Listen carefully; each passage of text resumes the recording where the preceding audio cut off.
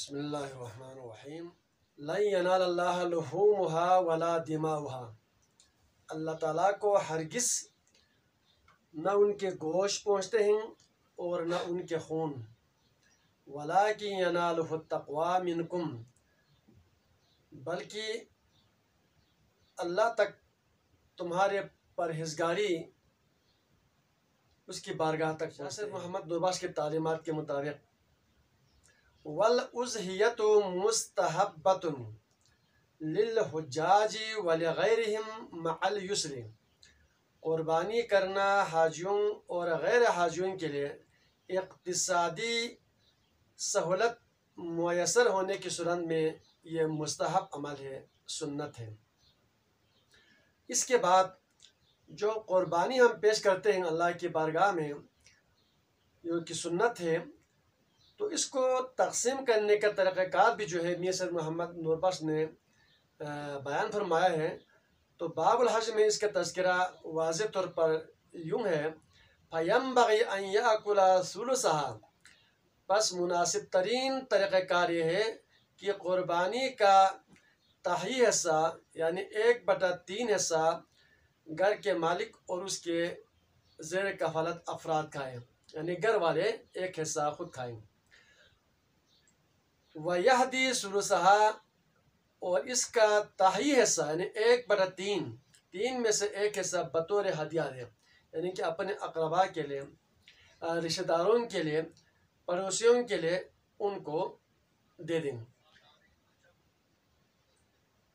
تیسرا حصہ ہے، فرماتے ہیں وَيَتَصَدَّقَ ثُلُثَهَا، اور تہی حصہ یعنی کہ 1/3 میں سے ایک حصہ خیرات کرے، غریبوں میں، مسکینوں میں، یتیموں میں، ان میں تقسیم کرے۔ وَلَا يَجُوزُ الْمَعَائِبَ لِلْحَدْيِ، بطور شکرانہ قربانی پیش کرنے کے لیے عیبدار جانور جو ہے ذبح کرنا، اس کا نکالنا۔ جانور کون سے ہیں؟ فرماتے ہیں کَمَقْطُوعِ الْيَدِ وَالرِّجْلِ وَالْأُذُنِ وَالشَّفَةِ، یعنی کہ اس جانور کا ہاتھ پیر کٹے ہوئے نہ ہو، کان کٹا ہوا نہ ہو، اور ہون جو ہے کٹا ہوا جانور نہ ہو۔ وَالذَّاهِبَةِ الْعَيْنِ، اس قربانی کی جانور آنکھیں اس کی صحیح ہونا چاہیے،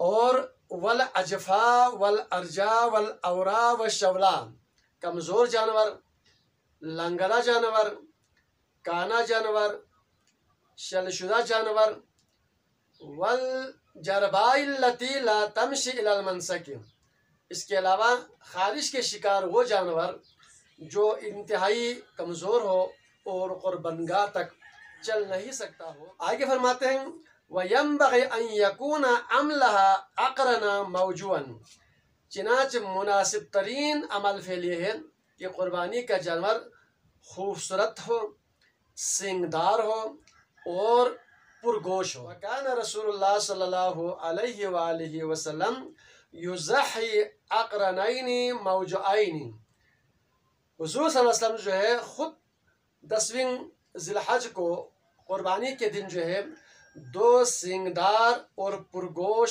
جانور قربانی کیا کرتے تھے۔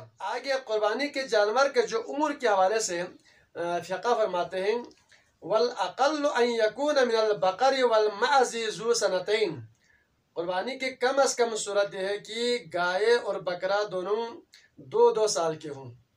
وَمِنَ الضَّأْنِ وَالشَّاةِ ذُو سَنَةٍ، بیڑو اور بکری کم از کم یہ دونوں 1 سال کے ہوں۔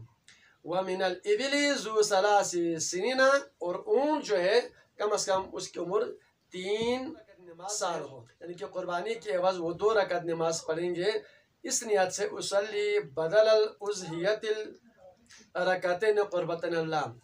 تو سورہ فاتحہ کے بعد سورہ کوثر 3 مرتبہ پڑھیں گے تو 100 اونٹ اللہ کے راہ میں قربانی پیش کرنے کا ثواب اس کو عطا ہوتا ہے۔